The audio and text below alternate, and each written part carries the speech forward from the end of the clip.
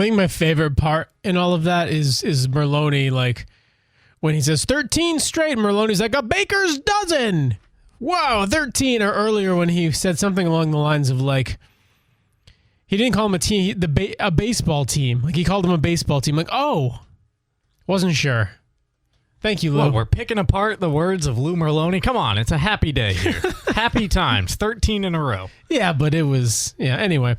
Hello, everyone, and welcome into hour number 2 of The Drive. Aaron Jackson, Mark Paulette here in the Greenway Equipment Studios, brought to you by Heroes Sports Grill and Entertainment Center. Heroes is the official sports grill of The Drive and the place to be in downtown Bangor and at heroesportsgrill.com. So we can confirm that the Red Sox are just hitting massive dingers. We can confirm that they're a baseball team. We can confirm that they've won a baker's dozen, that is 13, in a row, including, and this is the big one, like they came out of the All-Star break, and the prevailing thought for me at least was like, okay, well, here's some real competition. The Rays are going to show them what a baseball team is, and the Red Sox just beat them up 4 straight. Looks like we had a caller here, unprompted, on the Heroes hotline. Okay. And I had to wait until they went over to line 2 because, as we learned this afternoon, line 1 works outgoing. Didn't know there was an issue when I was taping the interview that you'll hear in the next segment, Chris Cotillo. Apparently the roast couldn't feel any calls on line 1, and we still can't. But luckily the phone kicks it over for us. So who's this? No one. So if you're calling, call back and just stay on the line long enough. What can we make? Why don't you just take line 1 and make it like active now? Aaron, and then does that phone look advanced enough to you to do that? Yeah, you just hit the... Can't you just hit the button twice? Here, I'll call it. You're saying just make it busy the whole time? That's what I'm saying. And, then that way they can't be on line 1. There you go. So now line if you were calling... busy for the rest of the show. 992-9029 if you'd like to call. Immediately get kicked right over to a working line. That was my point. I was going to call with my cell phone if what I was asking for couldn't be done, but it can be done. So 992-9029 if you'd like to give us a call. Yeah, I mean, listen, this is fun. This is exciting. I said earlier in the first hour, and this is how I'm going to approach it, and it's pretty simple. It's like when you look at Michael Jackson and you think, wow, he was a pretty bad person. But then when a song comes on the radio and it's by Michael Jackson, at least me, I find myself singing. Like, I enjoy it. It's good music. And so I'm at this point with the Red Sox where I'm appreciating the players because I think they're doing the best that they possibly can. They're making this exciting. They're making it engaging. They're winning baseball, most importantly. And I can also say that the ownership has very little to nothing to do with what's happening on the field. And so I can give them almost no credit and still be mad at them. I'm liking the art, even if I don't like the artist.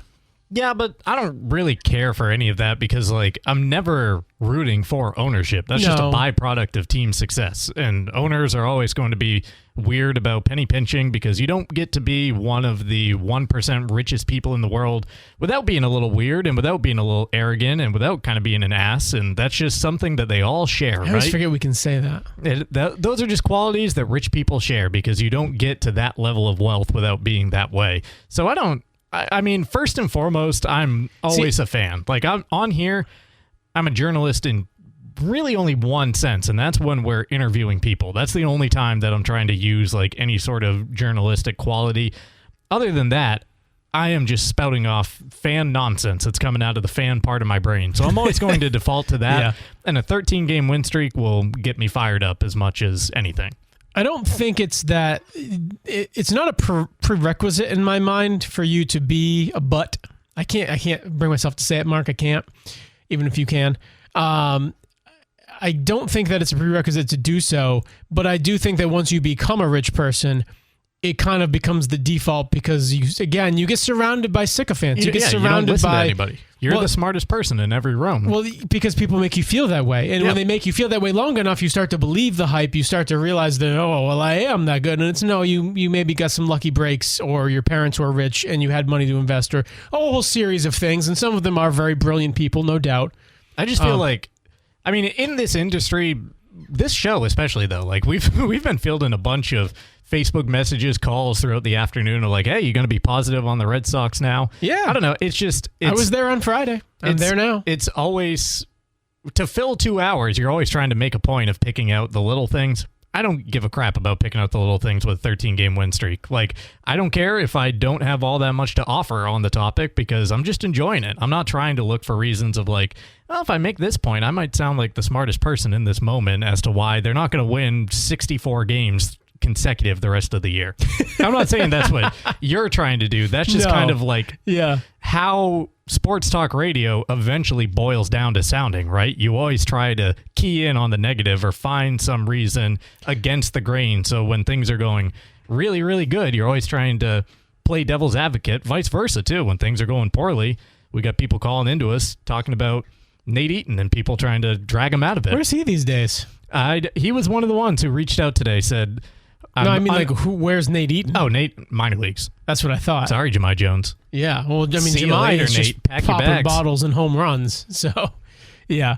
I mean, listen, the good times are here right now. Let's enjoy them while we can, is I think what you're saying, and I agree with you, and how long they last and how sustainable they are. Because this is 13 games. Tonight will be game number 99. We went 86 games begging for this team. We went 86 games poking this team with a stick, saying, do something. Wake up. Come on. You're not going to do it. Okay. I'm going to lose interest. Season's over. Wait a second. You want to win 13 games in a row? Here I am. I'm interested again. Yeah. Because that's how fandom works. That's how interest works. And people love to make the point of like, well, you were hard on this team 2 months ago, so therefore you can't be enjoying it now. Well, they sucked. No, they sucked 2 months ago. Sonny Gray said, we're a bad baseball team a month ago. Now he says we're a good baseball team. That's called just being relative, keeping things in perspective as they change, because the second you want to dig the hole or lock yourself into a point, that's when you look like an idiot. When you say, you try to make the case of, oh, no, I already made my point for this year's team, so even though they're winning 13 games, I just have to wait until the next loss comes to be happy about that. I don't give a crap about being right about this team, about anything I say holding up over the course of the season. If they can win 13 games in a row and make me look like an idiot while they do so, sign me up every day of the week. Yeah, for sure. They play the Baltimore Orioles tonight. If the Red Sox are the hottest team in baseball, Baltimore is probably number 2, 7 in a row. You want a stat of the day? Yeah. Tonight's Red Sox-Orioles game will be the second time in baseball history in which both teams are on win streaks of 7 or more games that combine for more than 20 wins. The last time, September 13th, 1884. So it's been a minute. Yeah, that's pretty wild. The St. Louis Maroons and the Washington Nationals. Yeah, I mean, baseball has always been a sport of attrition, and so it doesn't lend itself to long, sustained win streaks because typically you have a pitcher that falters, or you have a day where you're up against an ace from another team, or sometimes just the bats aren't swinging. So to have a combined 20-game win streak between the two teams is pretty wild. And one of them is gonna end tonight. It's Peyton Tolley on the mound. He's 5-6, 3.11 ERA. He's had his struggles lately against Shane Baz, 4-9 with a 4.19 ERA. So an ERA that suggests he's probably better than the 4-9 record. That is your pitching matchup today. Again, Orioles and Red Sox pregame at 6:10. You can catch it right here on 92.9 The Ticket. Brought to you by Next Home Experience, the market leader. Get looped and get sold with Next Home Experience. We'll take a break. When we come back, Chris Cotillo of MassLive.com talked with Mark earlier. Welcome back into the Drive at 5. Time now to head over to the Heroes Hotline in just a second. First, let me tell you about Northeast Driving School. They have been the leader in driver training for 57 years. Register for today's driver's ed courses at Greater Bangor's #1 driving school. Call 942-1769 or register at northeastdrivingschool.com. Also brought to you by Novus Auto Glass. Give them a call today, 945-6688, to get your windshield repaired or replaced. Waiting for us on that Heroes Hotline, it's Chris Cotillo of MassLive.com. He covers the Boston Red Sox, the hottest team in baseball, now 13 in a row. 4 straight series sweeps, Chris, after taking 4 in a row against Tampa out of the break. Just kind of talk through your emotions, your reactions, watching that 4-game sweep of Tampa, watching this entire 13-game win streak unfold, which has flipped the season from dead in the water to playoff chase back on. Yeah, I mean, I was at home for the first 6 games of it, and not in Anaheim and Chicago. And, you know, Anaheim you look at as like, oh, they stink, so maybe the Red Sox should sweep there, and they did. And then Chicago was a little bit more impressive. The White Sox didn't play well, but they've been a team that's played well all year. then you get to New York, and I was there for that, and the Mets from pitch one of the series with Juan Soto dropping that ball, you're like, okay, this team is really dead, and they're horrible, and they let the game go Sunday on the Lindor error. And so you can look at those 9 games and be like, even the biggest devil's advocate of all could say, well, they weren't playing teams firing on all cylinders, and they played well on the road, and now the real test comes when they get home. And it's very obvious now, 4 games and 3 days later, that they passed that test with flying colors against the Rays, a team that came into the weekend 18 games over 500. They, Red Sox basically beat them handily. Yesterday wasn't really a close game. They put pressure on the Rays. The Rays wilted. And here you are with the longest winning streak since 1948. And, it's not dramatic to say that something like this was required for the season to be relevant. It was. And now that, I think illustrative of all of that is that even after winning 13 in a row, they're only 2 games above 500, right? They're not 10 games over 500. It shows you how big the hole was that they dug themselves, but they're out of it. And now they have their heads above water again, and it's going to make the summer fun. I think, the Fenway crowd reacted. The players appreciated that yesterday. So shocked that they're here. They deserve all the credit in the world for doing it. But I think the last 4 games, to me, mean more than the 9 before, just because such a good opponent at home, not letting the All-Star break kill the momentum, all that type of stuff. It was an excellent, excellent weekend for the Red Sox. That it certainly was. It has been a fun ride to watch as they rip off these 13 straight wins. First team this century to go from 10 or more games under 500 to either at 500, even over 500 without dropping a game along the way. It has certainly been something to see. Now, kind of what you were alluding to, though, how long is this thing sustainable? Because there's still, 98 games played? We got 64 left in the season. Do they need some additions coming up in a couple weeks' time? Are they getting those back via injured players who haven't been part of this thing as they've turned it around? Where do you stand on, do the Red Sox need to improve, or should they just, if it ain't broke, don't fix it, for a lack of a better way of saying it? Yeah, I think at some point there's going to be some regression to the mean. Anthony Siegler is a guy who was 5th or 6th on the second base depth chart to start the season, and he's come up and been, the best guy they've had there all year. Chang is a guy who wasn't even in the mix. He's playing against righties. Monasterio's been playing well against lefties. He's playing a little above probably what he should be. You can expect some regression at times from those types of guys and, others who, even a guy, the rookie starters, Bennett and Tolley and Early when he's in there. And you can expect some of those guys, they're going to have a bad start here and there. They haven't really, but they're going to. And I think that they can expect that. So I think they, have put themselves in a position where they're going to buy, how aggressively, who knows. I also think that at this point they can count on probably getting, Ranger Suarez back probably tomorrow and Connolly early in a couple weeks, and most likely Trevor Story down the stretch. But at this point, I don't think the Red Sox can count on anything from Crochet or Anthony. That's not to say they're going to be out for the rest of the year, but they're stuck in this limbo. Crochet's not throwing. Anthony's not hitting. That's been the case for months now. And I think that that's a really, something where they can't just say, well, we're getting one of the best pitchers in baseball back, and we're getting one of the, most intriguing young hitters in baseball back. They don't know if they will. They also don't know what they're going to get if those guys do come back. Same, with Story, even though he seems to be progressing a little bit more. So I think it's dangerous to sell the fan base on your trade deadline being your guys coming back from the IL. They've tried that in the past with the Chris Sales of the world. Hasn't necessarily worked out. You can look back at the 2 deep playoff runs in the last 8-10 years, where they had in 2018, Evaldi and Steve Pearce were such huge parts to putting that team over the top. In 2021, Kyle Schwarber was the same thing. So a big addition like that can, really rejuvenate a team. And I think also it just, to me, feels like a reward from Craig Breslow, him saying like, hey, look, you guys deserve this. Obviously didn't look like they were going to buy a few weeks ago, but at this point, I think it's, as they keep rolling, the decision becomes easier. So you say you expect them to add. You mentioned Kyle Schwarber's name right there. I think a lot of fans, when they hear about their team adding, they hope that they go out and make a sizable impact move like that at the deadline. We've also seen this team in recent years go out and add a Danny Jansen at the deadline and say that they're adding in that direction. What kind of additions do you see them making? Yeah, the issue, I think one of the things that people don't talk about when it comes to Craig Breslow is that his first 2 deadlines have been really bad. The first year was trying to be around the margins and add pieces to add some depth to the team. Danny Jansen, James Paxton, Luis Garcia, Lucas Sims, and then that weird Quinn Priester for Nick York trade. Those deals, basically none of them worked out. They traded, 11 or 12 prospects. Not that any of them have become superstars, but none of the guys they added made an impact. And then last year, you look at what they did. Dustin May and Steven Matz, when a lot of teams around the league did bigger things. The Mariners added Naylor and Suarez, and the Yankees added 4 or 5 guys.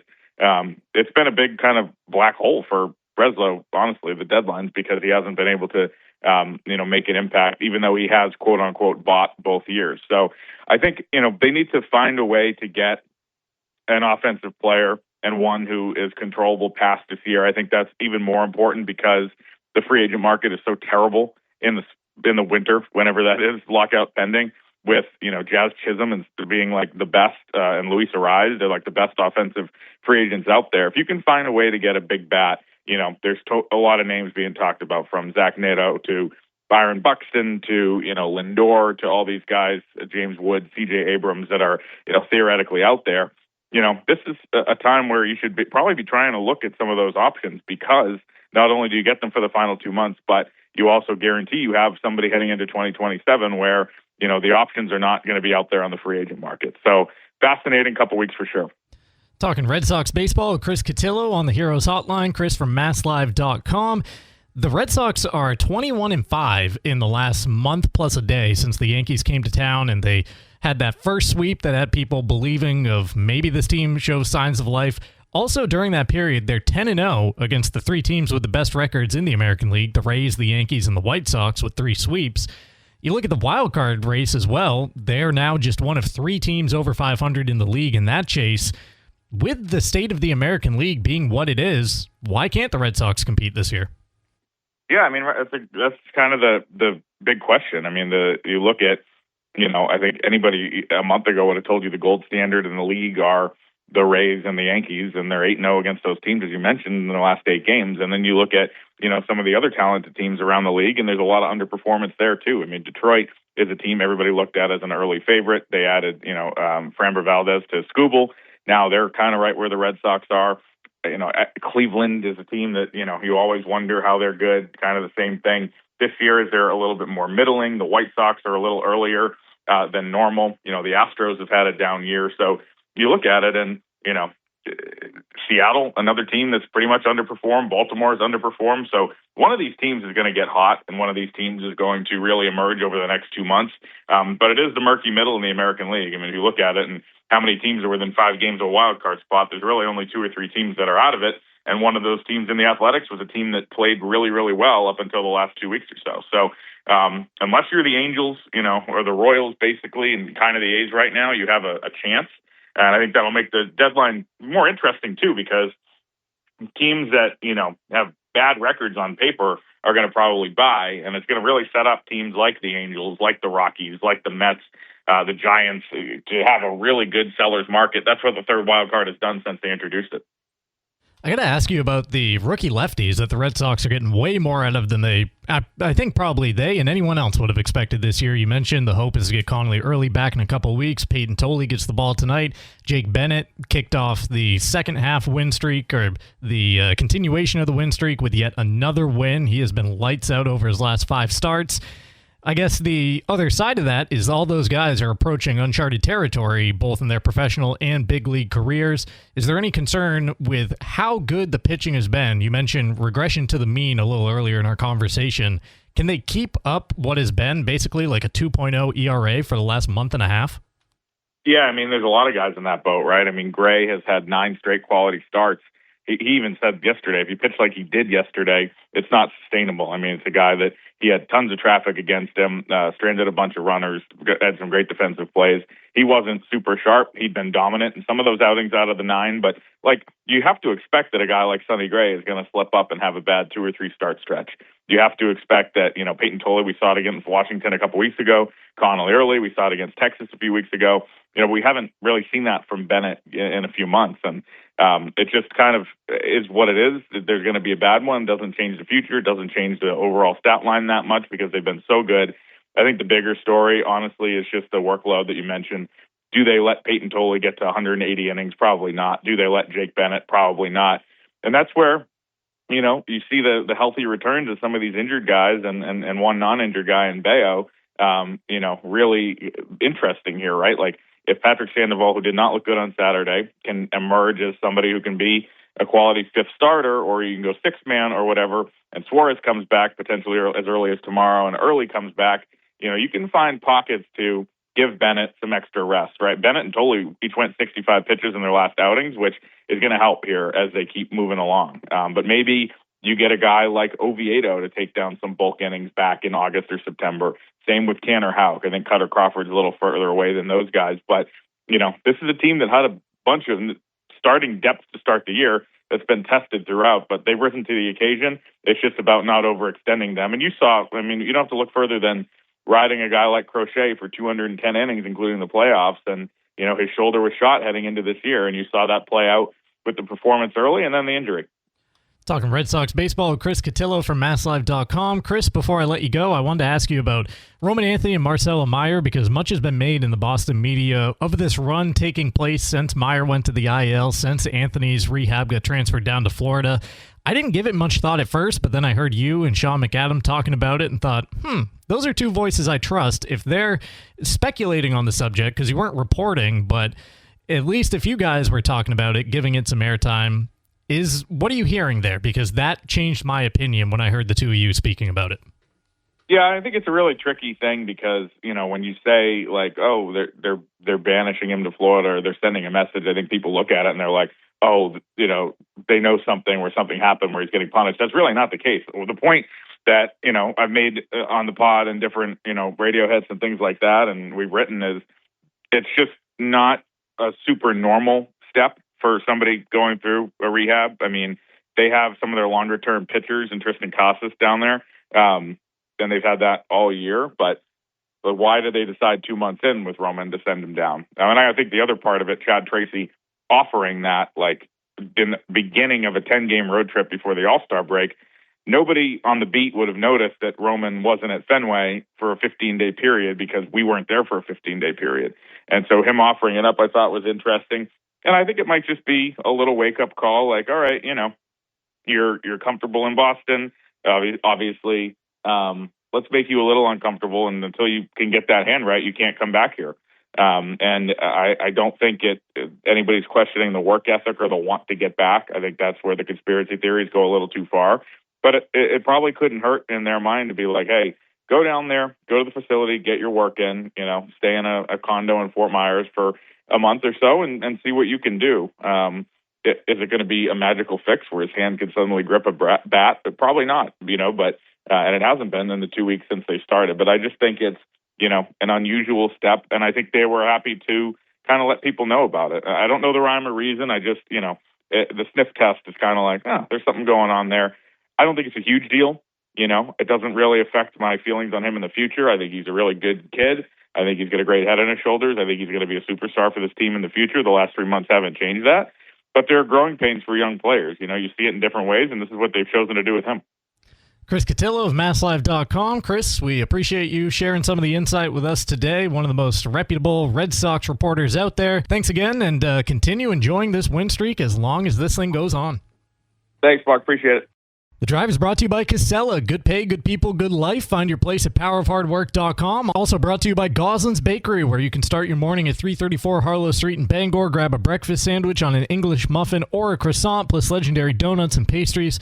Made since 1945. You can visit the new Goslin's Bakery in Delhi, next to Hannaford in Brewer. We got a sports center and a weather forecast right now coming up on the other side of the break. Continuing the Red Sox talk with Sox Props. Brought to you by Uno Pizzeria and Grill, where they have late night deals every night in the bar or lounge, 9 p.m. to close. $6 apps, $5 cheeseburgers, $5 indie cheese or pepperoni deep dish. That's at 725 Stillwater Avenue in Bangor. You can order online at unos.com or call them 947-5000. Also brought to you by Tim's Plumbing. Mark your calendars for Saturday, August 8th. As Ricky Craven's Speedway roars to life with the Tim's Plumbing 100 featuring the Darlings Pro Stock Series and $4,000 to the winner. It's one of the biggest nights of the season. Bring the family out and experience the excitement with the Tim's Plumbing 100. That's Saturday, August 8th. So it is time for Sox Props. Mark, do we bet the win streak? That's what just came to me. Just Red Just Sox to Sox win. money line. Okay. And then when they lose, everyone can blame us. Ooh, I don't betting the want money that line. juju on me. So that would be bold of us. It would be brave of us. I really like what the Morning Roast did with the no-run first inning at -120. I think that's a smart play. Well, we could play the opposite. We could say yes, run first inning. I hate that play. I was tempted by Taylor Ward of the Orioles to get one walk, which is +131. He walks a lot. But I also looked, and every time we make a bet and I'm on the show, I place the bet on there just to keep track of how often we get them right when I'm here, and the answer is almost never. So I'm going to let you do whatever you want to do because I haven't got one right in a while. Wilson Contreras, Willie Abreu, those two had the hot bats over the weekend. Abreu, back-to-back 2 home run, 3 RBI games, so 4 and 6 for the weekend. Contreras, I think he had 2 homers, 3 RBI in the series. Now, Abreu's tough because he's very streaky. Like, I think yesterday was an offer, and he's kind of been fighting it for much of the month. I think he's still only hitting like 240 or 245. He's just got 5 homers and 10 RBI now to salvage those numbers a little bit. For that reason, I would be more inclined to go on Wilson tonight for some sort of combo deal, like hit plus run plus RBI. What's his number at there? What's the line that we have to hurdle? So let's see. That's a good question. Hold on. Total, I can see total here we go, combos. Hits, runs, RBIs. You're saying for Wilson Contreras, over 1.5 is -154. That's one at bat for the guy. I'm comfortable with that. Yeah, that's what you want to do? I'm sure it won't hit now that we're laying it tonight, but... All right. I put it on the board. So that is what we're playing. Wilson Contreras, 1.5, hits, runs, RBIs. Shane Baz, what has he got? A 4.19 ERA. Wilson will get to him. They'll get to him. Yeah. You just wait. Okay. I look forward to losing my dollar that I just put down. Well, I didn't make you do that. Oh, You no, but are that's- your own person. This is just how I keep track. Although I will say now that I'm looking at these again, the last 2 I put were your bets because I've given up. We got to win to avoid dipping under 500 Can't because do that. we went into the break the exact opposite of the actual Red Sox. Yeah, can't have that. So, Wilson Contreras, we're counting on you, bud. Oh, also, one other thing we had to mention, the internet rumor du jour Oh, yeah. is Cooper Flagg now 6'11". Yeah, they're saying he's 2 inches taller. I don't know who they is, but someone. Reddit sleuths. Oh. Are they like how? Now you can like measure things with your phone, so it's like someone pointing their phone at them. And No, saying, I think "Please." it's based off various pictures of him with Mavericks teammates who you know the listed height of. Now, granted, I would argue that maybe those guys aren't accurate about their heights. Maybe they're trying to buy an inch where it's not actually there. I think it was also going off of pictures of him and his girlfriend, who is a Duke basketball player, so her height is also known. Okay. And again, we're getting into angles and a couple of inches, but man, it wouldn't be the first player, right? Yeah, Didn't Wemby just grow a couple inches like only 2 19, years ago? So like. Yeah, I think Wemby went from like 7'3" to 7'5" once he entered the league. Yeah, I'm sure that's probably right. Also, the flags will be on ABC on the 23rd, Family Feud.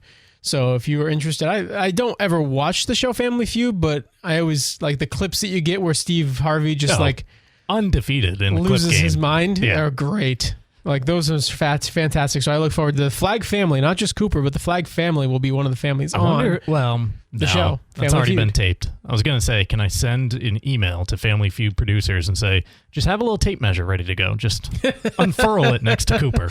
Let's Just put an have end Steve to this. Harvey go over there with he can measure him by mustache lengths. Yeah. Cooper is approximately 32 and a half mustache lengths. Speaking of just like notable mustaches, that is the Red Sox. I don't even know if they put out programs anymore. They must at the park, but the new thing now is, like you put out just an image every day on social media. That's what today's game image is, just Peyton Tolley stash. Yeah, they're all the rage right now. I don't get it. It's weird to me. But mustache, yeah.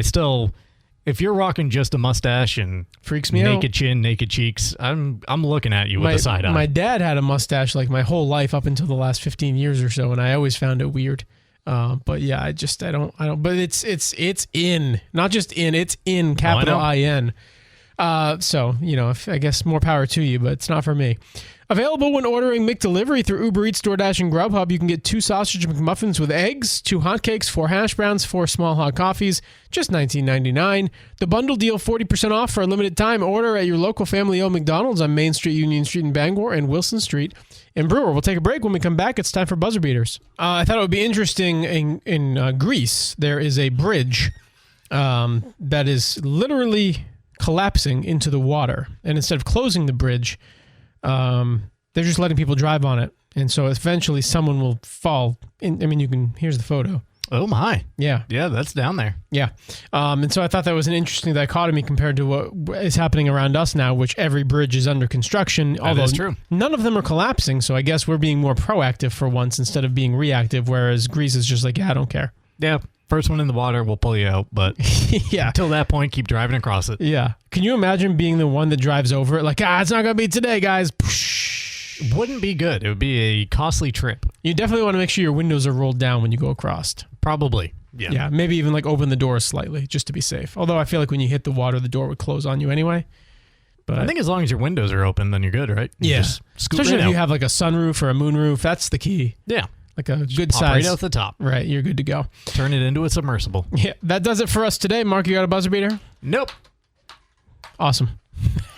All right, we'll be back at it tomorrow. Jim and Mark, Nick Coit and Chad Finn will join the show. Tuesday trivia as well, and I believe we're at Heroes later this week. Thursday, yep. Jim and I will be out there. By we, I mean you two, not me. That does it for today. Again, back at it tomorrow. Red Sox baseball up next.